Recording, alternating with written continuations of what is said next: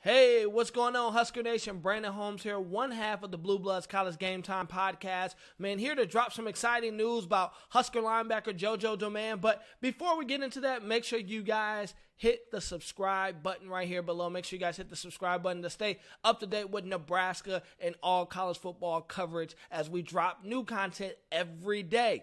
All right, guys, this is why you clicked on the video, because your boy, the man who led that stout Nebraska defense, who was a big bright spot, and though a not so bright season, Jojo Domann was just named to second team All-American, AP All-American. And that is huge, man. He was such a bright spot in what was not a not so bright season for Nebraska. I mean, when you watch Nebraska play, he's all over the field, making big-time plays. Listen, his final stat line this season was 44 solo tackles, 2 sacks, 2 forced fumbles, and 2 interceptions. But let me tell you his full stat line. He actually had 71 total tackles when you add the assists. So that's 71 total tackles, 2 sacks, 2 forced fumbles, and 2 interceptions. And I still don't think that stat line even reflects the impact that he had on that defense. Listen, I've watched him play a couple times throughout the season, and man, the guy is everywhere. He is the prototypical outside backer that you would want. Enough of a hybrid that he can do all things, and you don't have to pull him from off the field.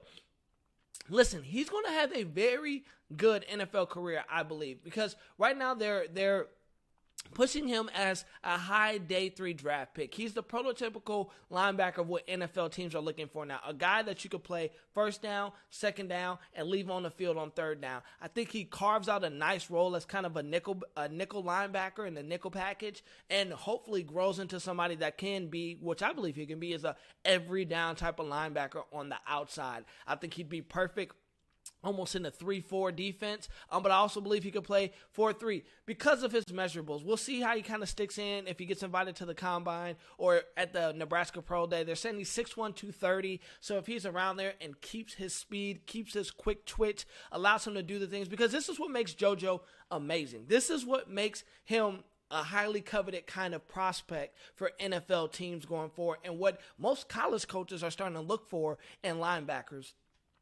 You can leave him on the field and you don't lose much. You can stick him on most running backs and he can cover them. You can drop him back into space and he can make the play, as you've seen by his 2 interceptions this year. And that's not even indicative of how many other times he disrupted a play because he was in space or got his hand on a ball or got in the line of view or got in the way of a receiver making a play. He can put his hat on the football, given by his 2 forced fumbles that he showed this year. He can get to the quarterback if you rush him off the outside. Show him with his 2 sacks. I mean, JoJo is a bring your toolkit kind of work kind of kid. The guy that has all the tools in the toolbox to make it happen. A guy, and then he's a leader. Man, when you watch him play defense on Nebraska, as he goes, that defense goes. As he hums, that defense hums. He's the type of guy that can bring the energy to your team. He can make the play when the play is needed. And he was able to make those plays with his season cut short.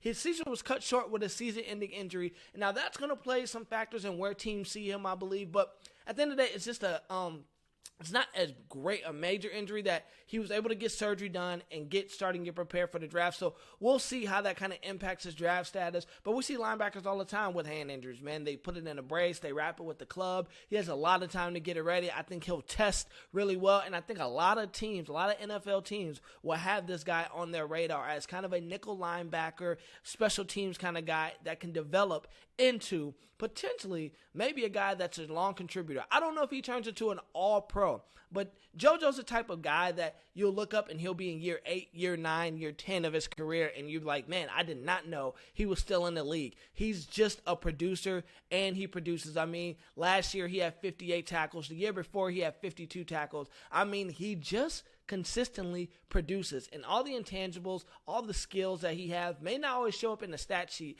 but they do change the game. And he's the type of guy that NFL teams are coveting, and definitely a guy Nebraska will miss next year.